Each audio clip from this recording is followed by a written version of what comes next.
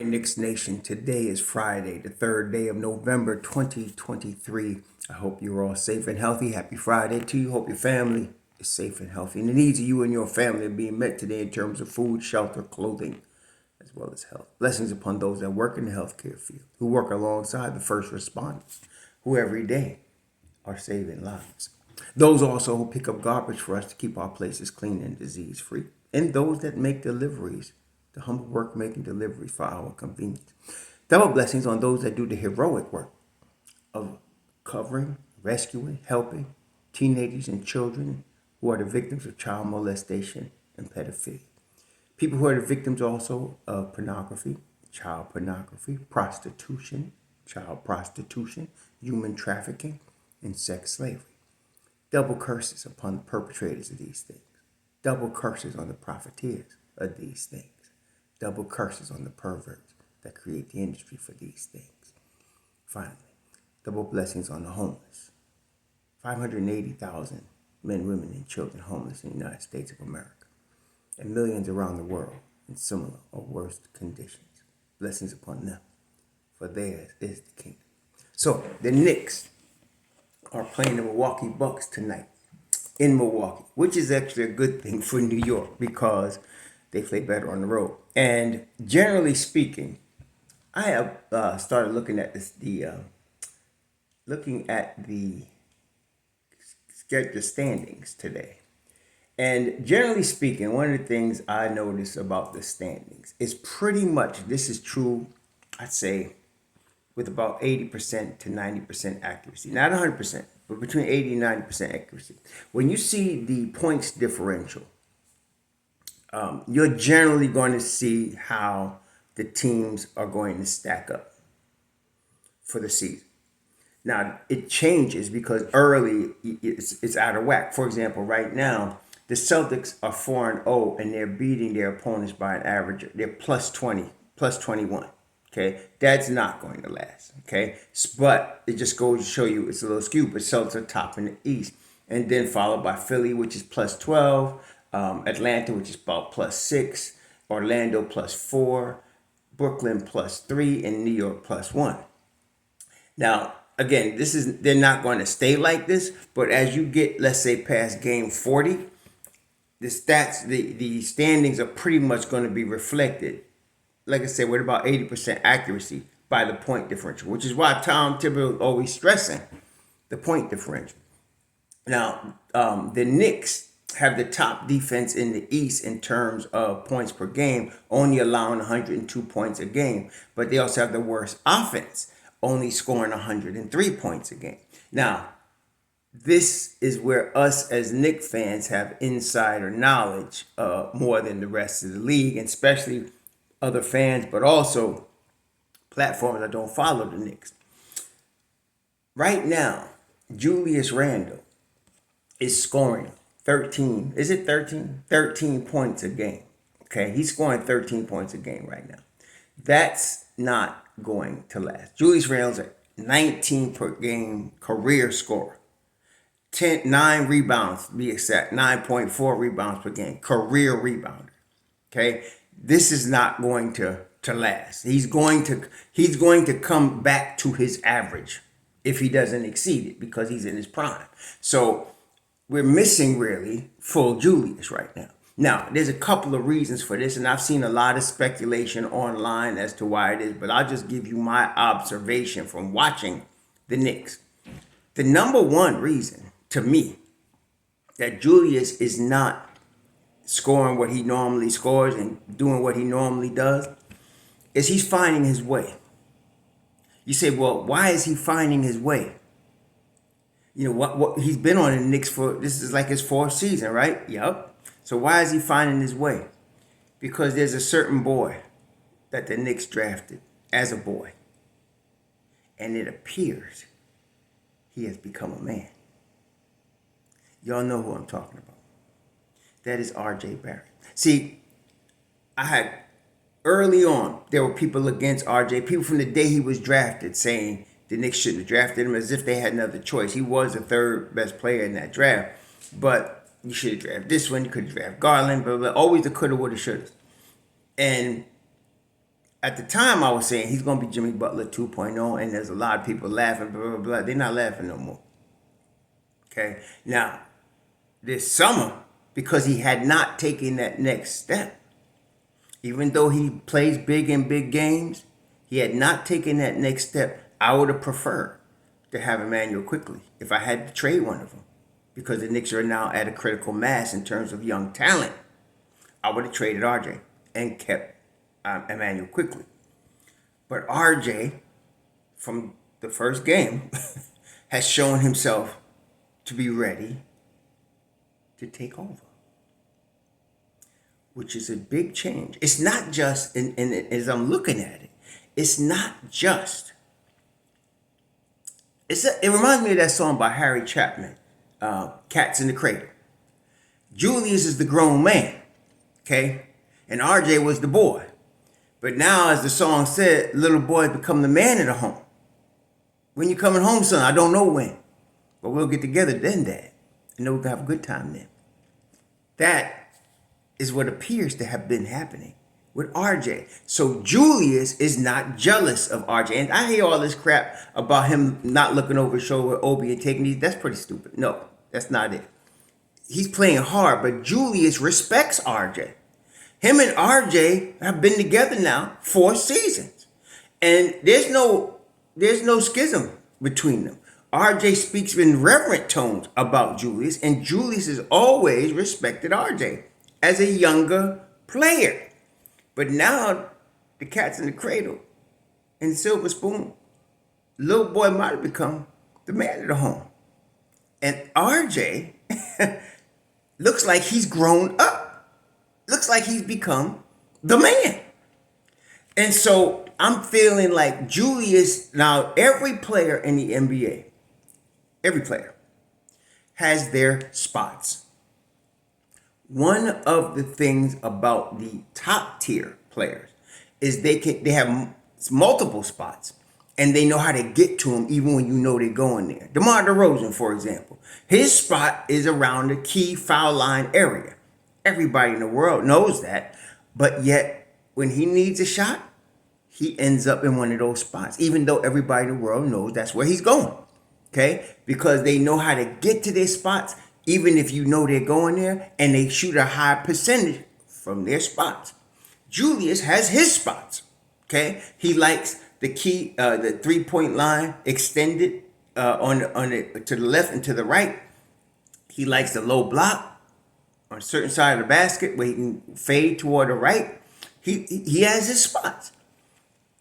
Because of the emergence of RJ, the Knicks are now looking to RJ as the second option.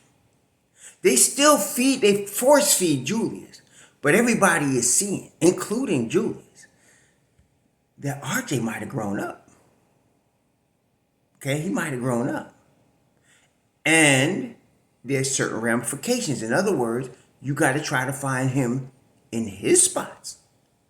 He's got to get a certain number of shots, okay? And a lot of y'all I've been getting all of this Grimes hate because y'all been talking about, well, where Grimes at? The Grimes getting more shots depends on somebody getting less shots. I thought it would be RJ. But with RJ playing the way he's playing, he's not going to get less shots. He's going to get more because he's Knicks drafted, developed, new contract. He's Knicks, okay? So he's going to get not only the shots he's used to getting, but he's going to get more. RJ, okay? He's going to get more shots. So right now, RJ, he's getting his 16 shots a game. He got that last year. He's been averaging 15 shots a game for his career. But this year is the most efficient he's ever been. Okay? Shooting 45% from the field and shooting, what is he shooting from three? He's shooting from three-point land 43% from three. These are both career highs for RJ. It's early now, But the signs are there. I think we need to give him another 10, 15 games to see if it continues. But I have a strong feeling it could. And if it does, it changes things. So now Julius has to get his spots and his shots in an offense that's now Brunson RJ Julius instead of Brunson Julius RJ. Okay? Big difference. And so I'm very confident. I'm not worried. It's going to, for some of you that need to worry about something, you're going to worry about it anyway. But I'm saying it's going to work itself out. Good players. And Julius, I'm not going to say he's a great player, but he's a really, really good player. Very talented. Top 15 in the league according to being all NBA. They find a way to get to their averages. They're going to get to their averages over the long term. So he's going to get to his 19 and 9, 19 and 10. He's going to get that. It's just that right now he needs to find his way. Is the ankle bothering him? I don't think so. He's very mobile. You watch him move. He's not stiff. He's moving the way he moves. He just needs to get in the flow. And then you combine that, Cleveland really, a lot of people don't give the opposition credit when the Knicks lose because you're so, bitter about the Knicks loss. Y'all need to get over that mess. People lose in the NBA. But Cleveland did a great job on him. Niang did a great job on Julius Randle. Niang's a big 6'10 type dude, physical, the type of player you want against Julius Randle, okay? Because Julius couldn't overpower him, and Julius wasn't shooting his three, so therefore, he was effectively locked up. Niang did a great job. Now, the next time they meet, I'm looking forward to seeing that because Julius is going to want some revenge, okay? That's good for us. But tonight, it's going to be a tough matchup. It's going to be a tough matchup with Milwaukee because Milwaukee's like a wounded bear, man. They really are. They're like a wounded bear. They 2-2. They're supposed to be dominant. Their plus minus is what is their plus? Their plus minus is they down in 12th in the league, 12th in the East in plus minus, -7. That ain't a Milwaukee Bucks team, but see, then again, that's a Milwaukee Bucks team when you ain't got defense at the point of attack. Dame Lillard, I was telling you, okay? Now, they ain't going to remain, I don't think they're going to remain -7. But then again, I don't know. Because Malik Beasley is all right, but he ain't Quentin Grimes. He ain't Drew Holiday on the wing in terms of defense. He's not Marcus Smart. He's not Emmanuel Quickly. He's not that defensively. Okay, he's always had potential. I liked him a few years ago when he was in Minnesota. I liked Malik, but he has not developed the way I thought he was going to develop. I don't know what it is. Doesn't matter to us. But he's not the defensive guy to put next to Dame Dollar. He's not, and it's showing in the stats. Okay, now will that change? Like I said, I don't expect it. A team with Giannis on it, he's going to. Just him, he's going to cause them to get better. But right now, they're like a wounded bear, man. And the wounded bear is dangerous.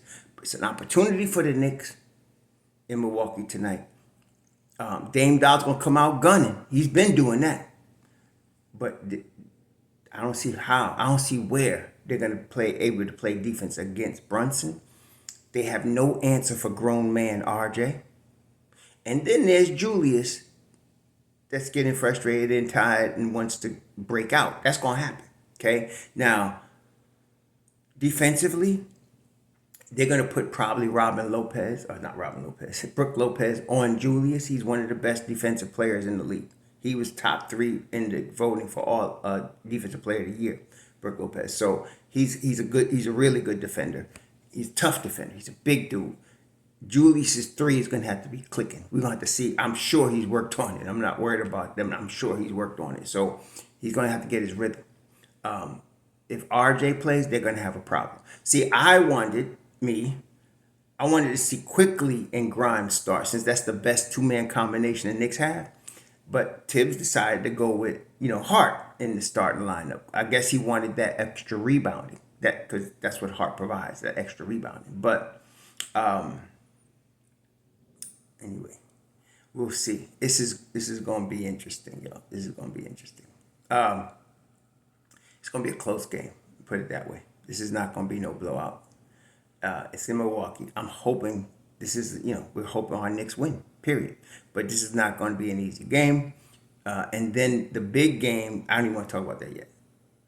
Let's just leave it with Milwaukee right now. Let's hope that the Knicks can beat Milwaukee tonight. They have a good chance to beat Milwaukee. Put it that way. They have a 50-50 chance to beat Milwaukee tonight in Milwaukee. Okay? So, I'm liking their chances because of the growth of RJ, the frustration of Julius, which he's going to break loose on one of these games. And, of course, Jalen Brunson, and then, of course, the supporting cast. And that's really what I've been liking over the last two games. Yes, they lost to New Orleans. They beat Cleveland in Cleveland and lost to Cleveland. But in all of those games, the Knicks have been holding the opponents under 100 points. Okay? It's only a matter of time. Every season, for those of us that actually look back, every season, Tom Thibodeau's offense struggles early. Every season.